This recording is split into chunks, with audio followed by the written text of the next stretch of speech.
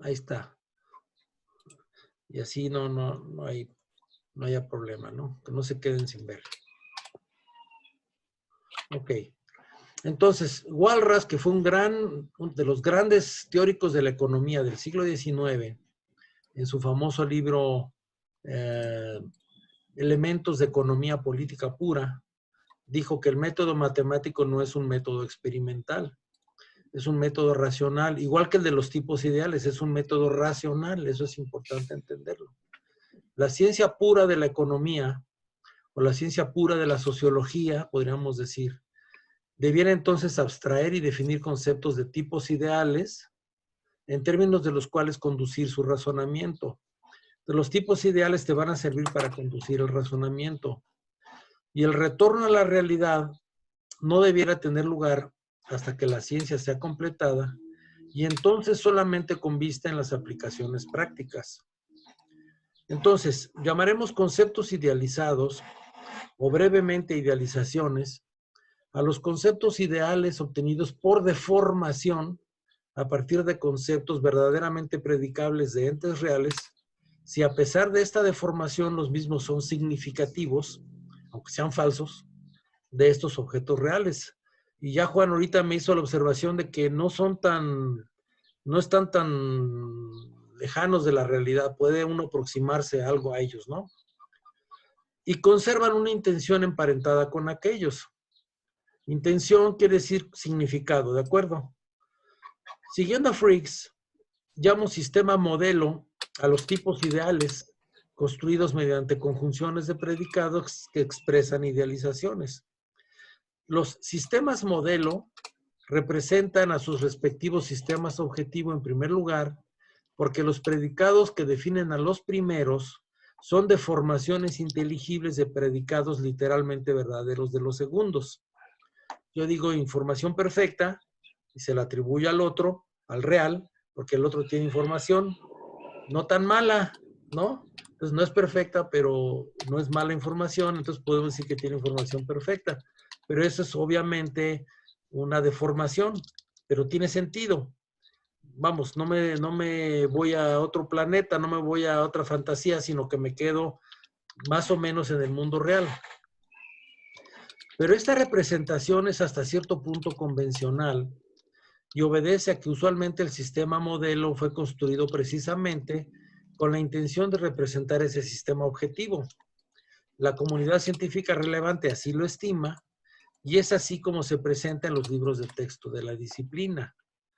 Si el sistema modelo M representa al sistema objetivo R, escribimos de esta manera, con este símbolo, se lo debemos a Mario Bunge, que recientemente falleció, ¿verdad? El filósofo muy famoso argentino, en una anotación que él introdujo en el año de 1972. Bien, entonces, bueno, lo que sigue es un poco más matemático, pero no mucho.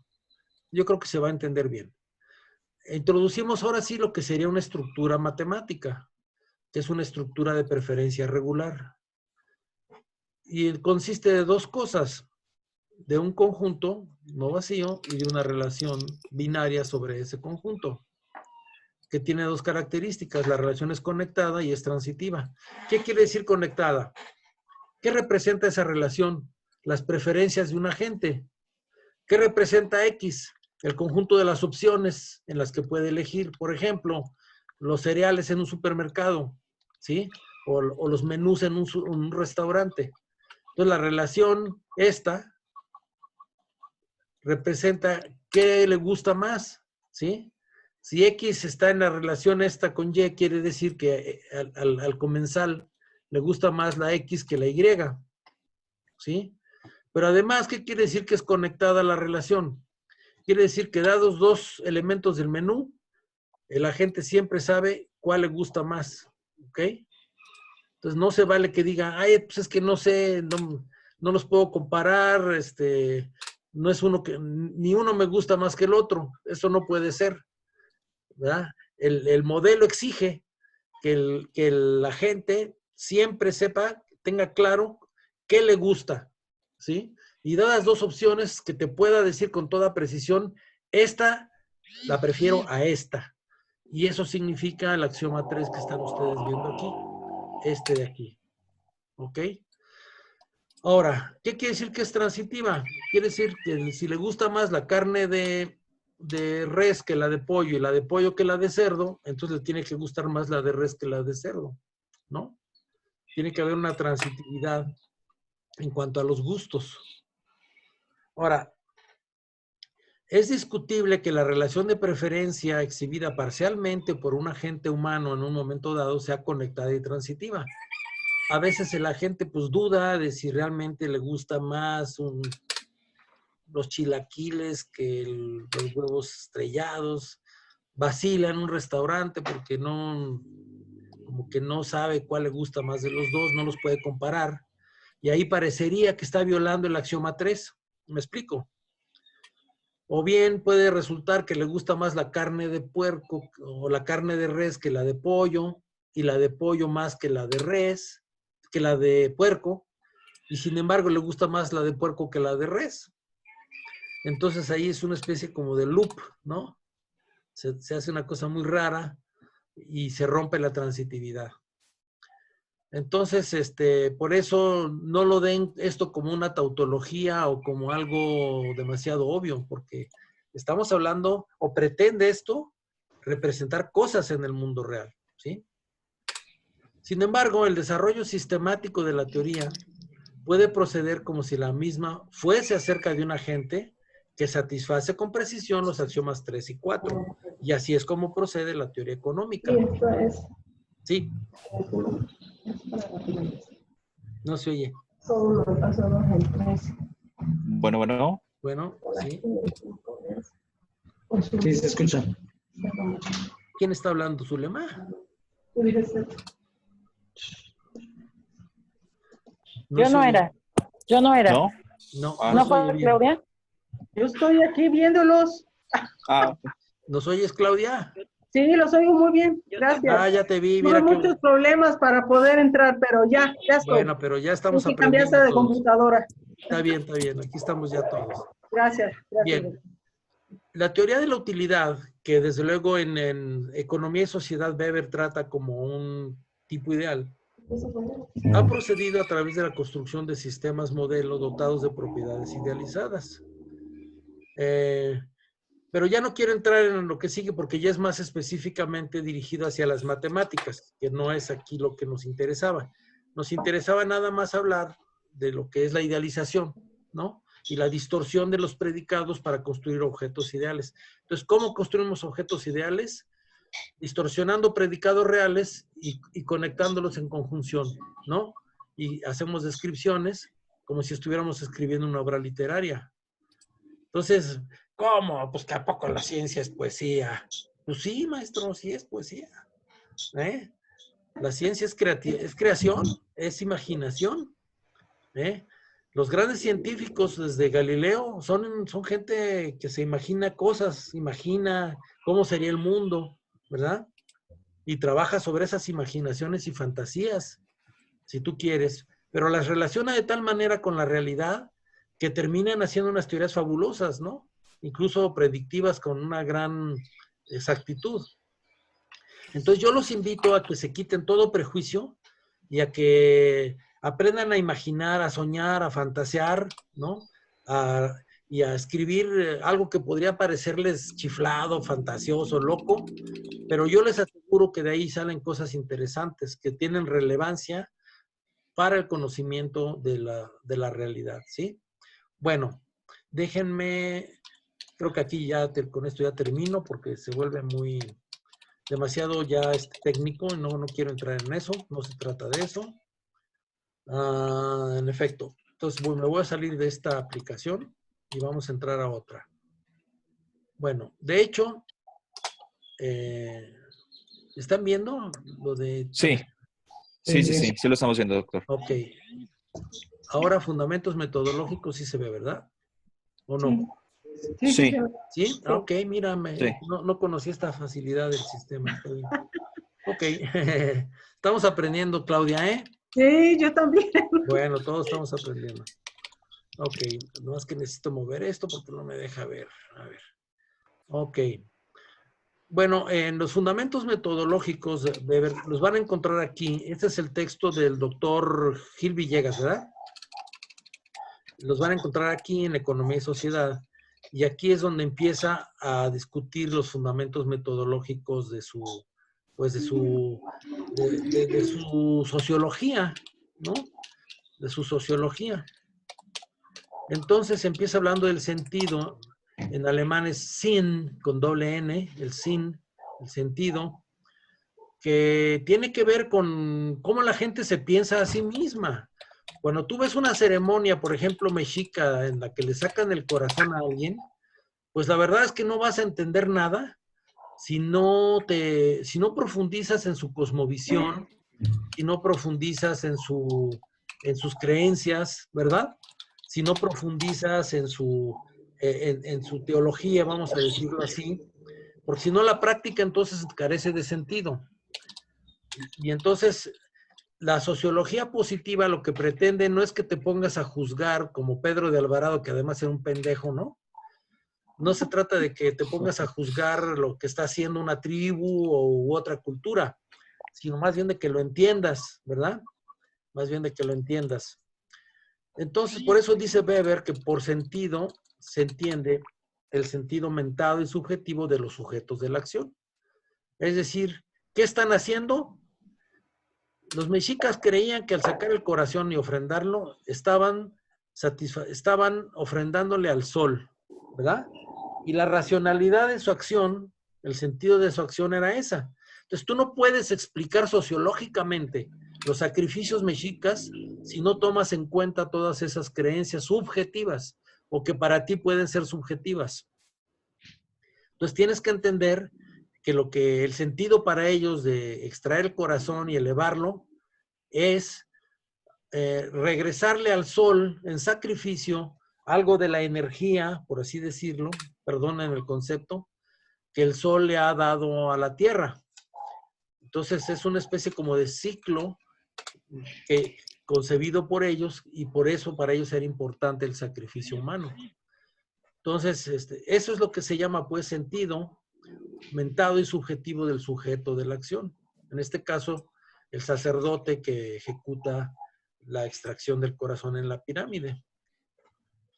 Bien, y hace una triple distinción. Es existente de hecho, o sea, efectivamente el sol sí necesitaba que le diéramos los corazones humanos, ¿no?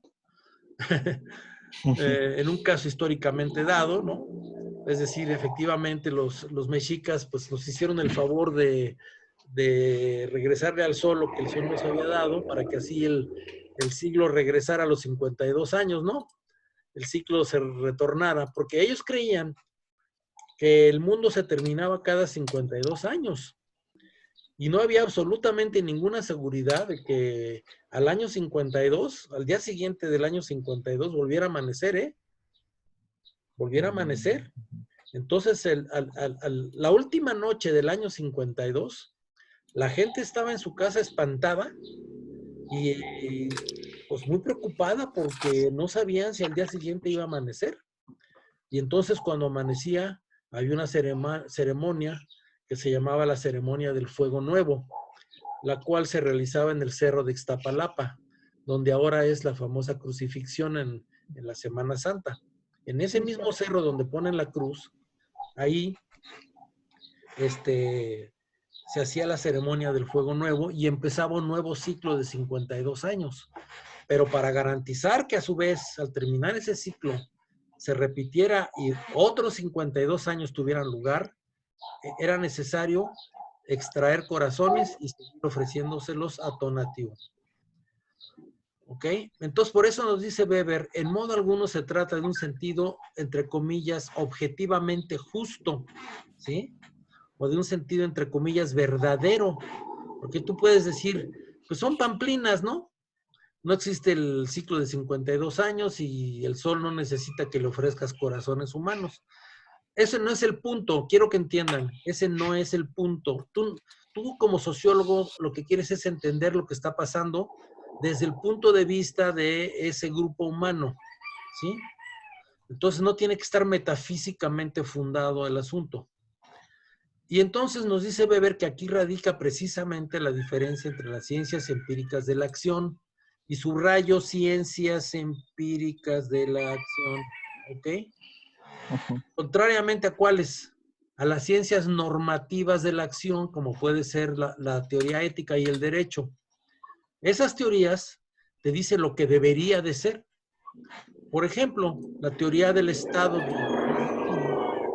te dice qué es lo que debe de ser. En cambio, lo que pretende Max Weber es decir, darnos metodología para ver lo que realmente es, ¿sí? Por eso se llaman ciencias empíricas de la acción, que según él son la sociología y la historia. La sociología será una ciencia más nomológica y la historia será una ciencia de lo concreto. Y esta distinción es muy importante, ¿sí? La ciencia de lo concreto sería más bien la historia, como él la concibe, y lo que hace es meterse a ver cómo fue realmente un hecho, ¿sí? La sociología también, pero procura verlo desde el punto de vista de leyes que lo rigen, aunque no siempre ocurre esto así. Entonces, en Max Weber vamos a encontrar este doble, digamos, enfoque, ¿verdad? El concreto y el teórico, o mejor dicho, nomológico. ¿Sí? Es la diferencia que hay entre explicar algo conforme a una regularidad universal y explicar algo concreto como es. No necesariamente apelando a leyes generales ni a normas generales, sino simplemente como es así objetivamente, ¿vale? ¿Y esto se opone a qué? Se opone a la ciencia que él llama dogmática, como la jurisprudencia, la lógica, la ética, la estética, las cuales pretenden determinar lo que Max Weber llama Werte, los valores, ¿sí? Ahí son valores y son normas, tiene que ver con normatividad. Entonces la jurisprudencia te va a hablar no de lo que es, sino de lo que debe ser. La lógica te va a decir no lo que es, sino lo que debe ser en el razonamiento. La ética te va a decir lo que debe ser en la conducta moral. La estética te va a decir qué es lo bello y cómo se debe producir arte bello. No cualquier mugre que uno construya va a ser una obra de arte.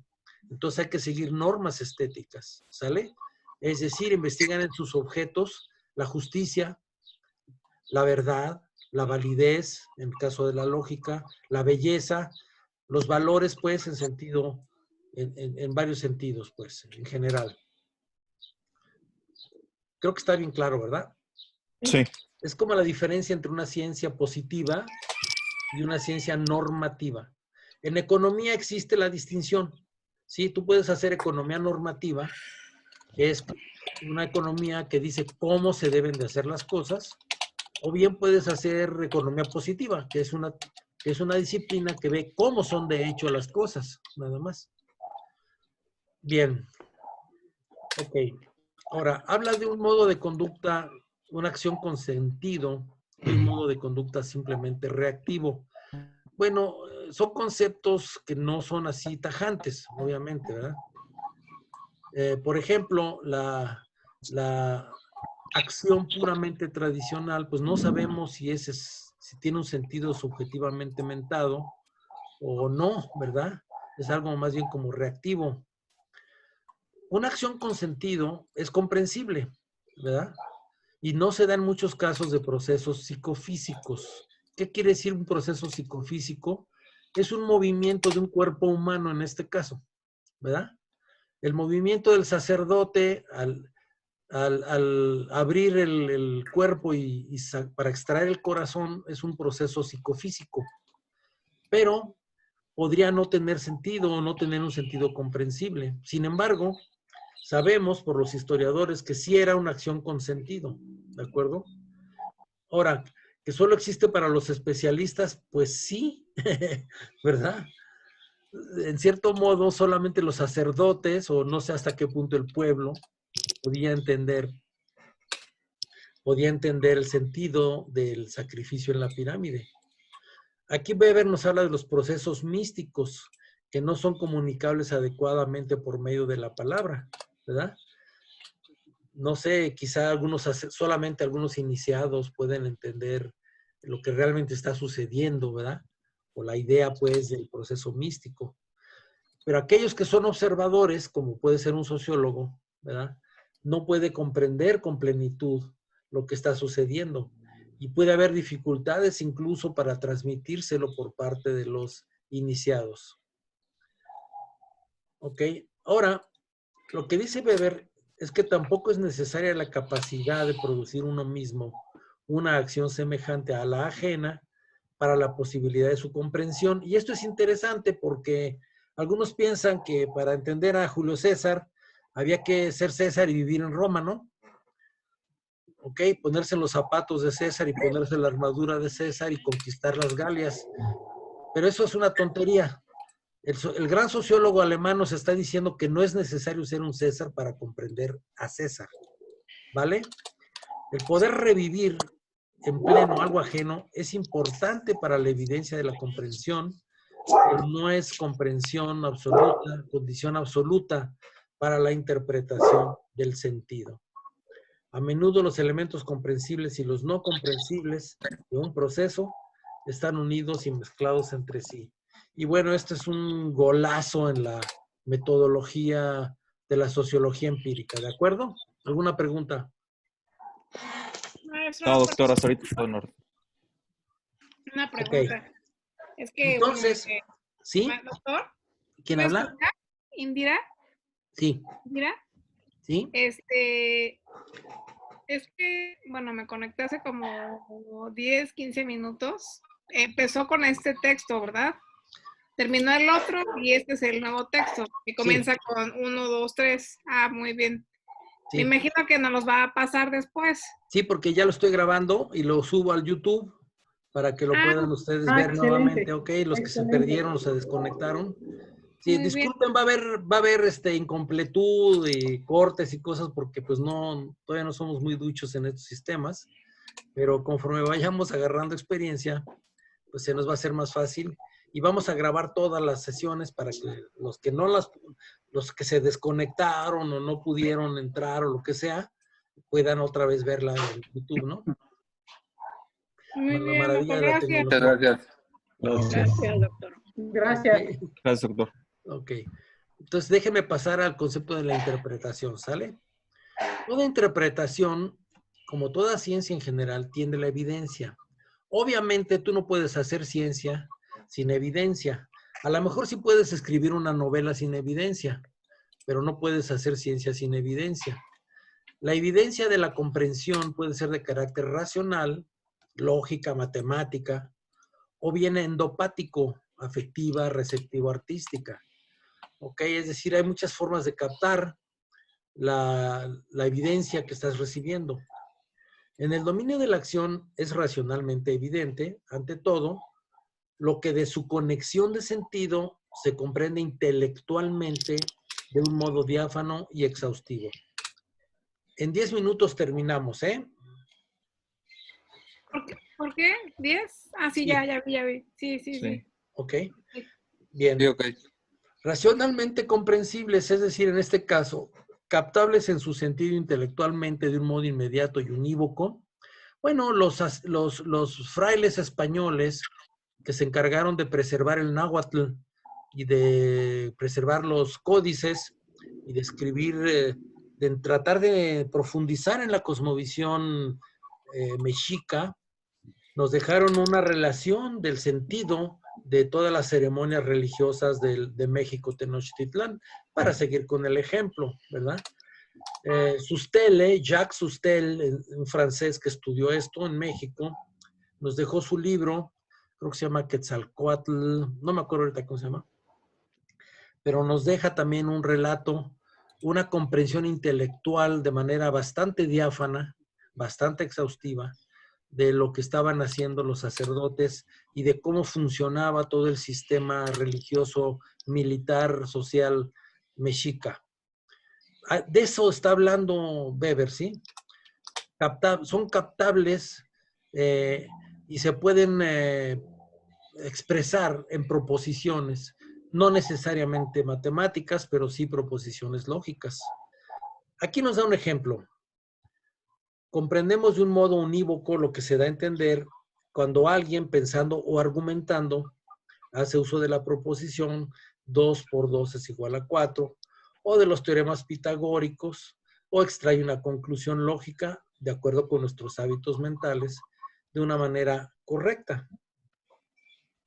De igual manera, cuando alguien, basándose en los datos ofrecidos por hechos de la experiencia que nos son conocidos y en fines dados, deduce para su acción las consecuencias claramente inferibles acerca de los medios que hay que emplear. Esto es lo que se conoce racionalidad instrumental, ¿sí? Que tú tienes la información pertinente, tienes fines que quieres alcanzar y entonces sencillamente determinas, ¿verdad? Haces un plan de acción o un razonamiento práctico, como también se le llama. Con no idéntica evidencia, ya me moví tantito, aquí estamos, aquí. Con no idéntica evidencia, es que se mueve mucho, pero sí suficiente para nuestras exigencias de explicación, comprendemos también aquellos errores, inclusive las confusiones de problemas, en los que somos capaces de incurrir o de cuyo nacimiento podríamos tener experiencia propia. Por el contrario, muchos de los valores y fines de carácter último que parecen orientar la acción de un hombre, no los podemos comprender a menudo con plena evidencia, sino tan solo en ciertas circunstancias captarlos intelectualmente, ¿sí? ¿Por qué? Porque no son ocultos, ¿sí? A veces tú ves que alguien está actuando de cierta manera, pero realmente no tienes una idea clara de cuáles son los fines que persigue, ¿sí? O los valores que defiende o que pone en juego en ese tipo de acción, ¿vale? Es decir, hay evidencia oculta, por decirlo de alguna manera, a la que no se puede acceder en la construcción sociológica, en la interpretación sociológica. Entonces, puede ser también que muchos afectos reales, bueno, nos da por aquí un ejemplo, ¿no? Nos da el ejemplo de valores y fines que no podemos revivir quizá por medio de la fantasía endopática, a medida que se alejan de nuestras valoraciones últimas. Y entonces tenemos que concentrarnos en su interpretación intelectual o con aceptar aquellos fines o valores sencillamente como datos, ¿verdad? Se me mueve mucho esto. A ver, espérenme tantito. Ofrecidos por hechos. Aquí estamos. Por hechos de la experiencia que nos son conocidos y en fines dados.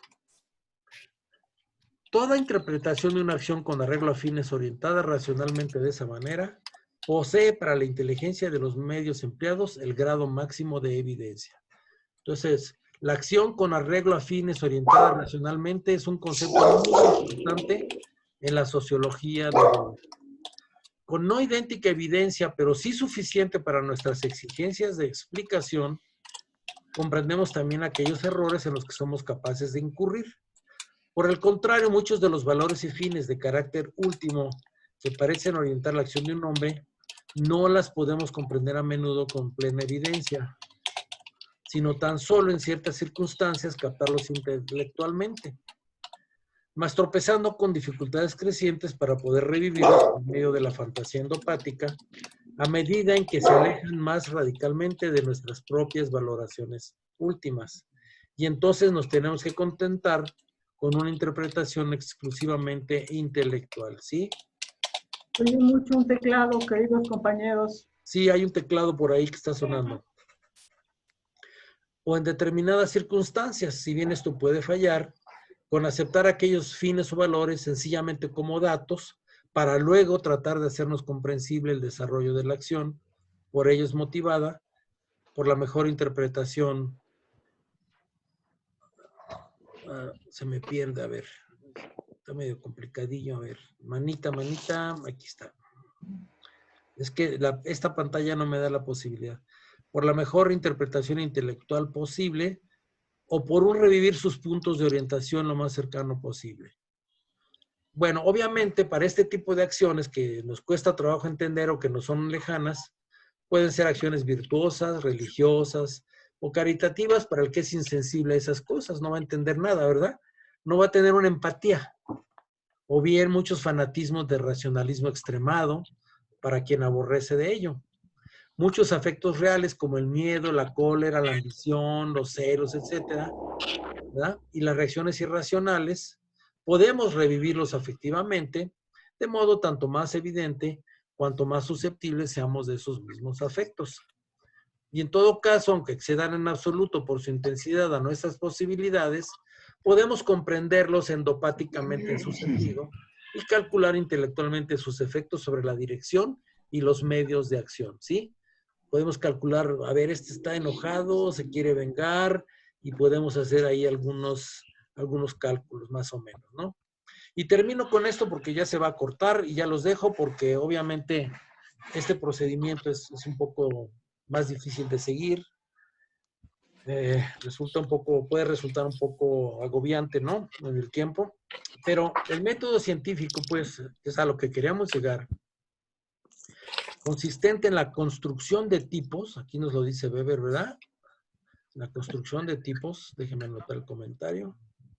Investiga y expone todas las conexiones de sentido irracionales, afectivamente condicionadas, del comportamiento que influyen en la acción, como desviaciones, ojo, de un desarrollo de la misma, como puramente racional con arreglo a fines. ¿Ok? Ese es el uso o uno de los usos de los tipos ideales. Fíjense bien, ese método investiga y expone todas las conexiones de sentido irracionales, afectivamente condicionadas, del comportamiento que influyen en la acción. Estas no son más que desviaciones. ¿De qué? De un desarrollo de la misma, o sea, de la acción, construido como puramente racional con arreglo a fines. ¿Sí me entienden? Entonces, el tipo te dice cómo sería una acción racional con arreglo a fines. Y a partir de ahí puedes tú analizar las desviaciones de esa acción racional por razones de carácter afectivo o de otro tipo, ¿no?